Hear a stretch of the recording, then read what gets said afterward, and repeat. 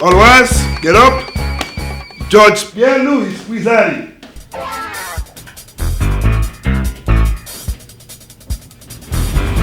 George Pastor presiding. You may be seated. Sit down.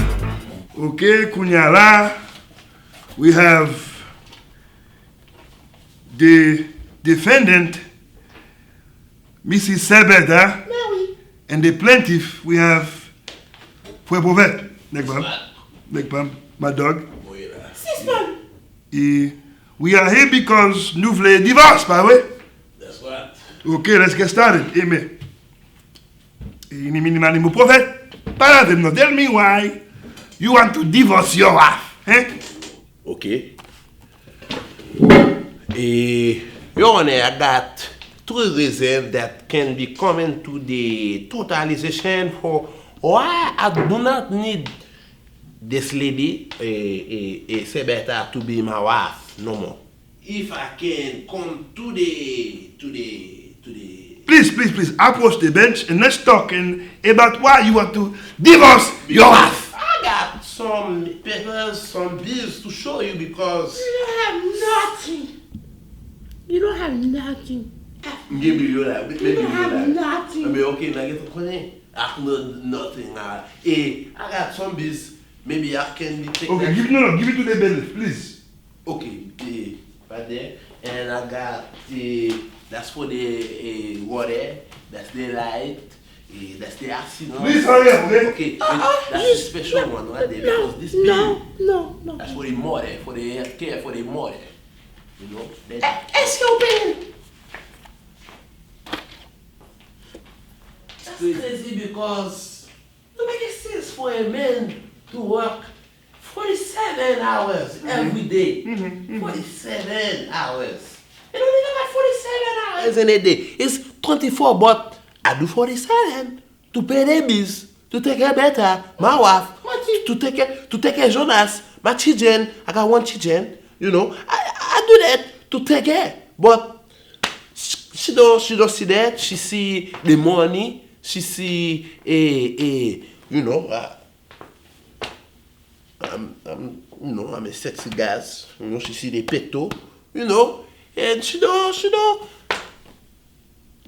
Judge, what you want me to say? Because objection. Okay. Now, Kunyala, Bertha, et Frère Prophète paye tout bill yo. Ok. Ou après c'est, toi Michel à manger. Ok. Et Kunyala, ou pas dans mon kiden. So Kunyala pour comprendre why. Passe. Les faire mon kiden là. Ma pas menti. Ok. C'est vérité, oui. Ok. Courou li toi petit. c'est pas vrai. C'est pas vrai.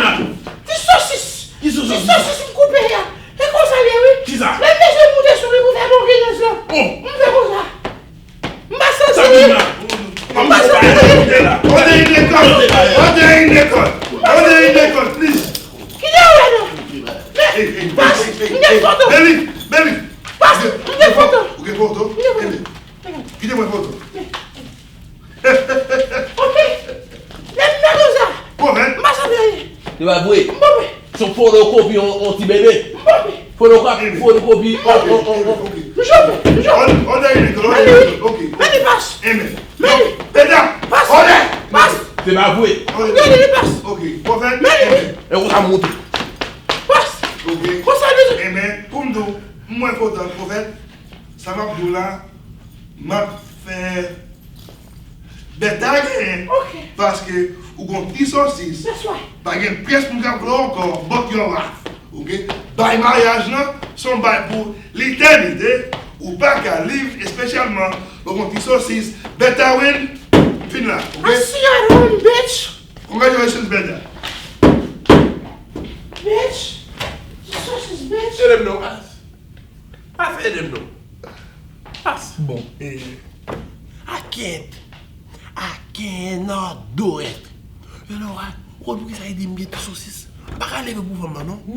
Pas lever pour femme. Bout tête comme ça, l'autre bout tête à l'autre bois.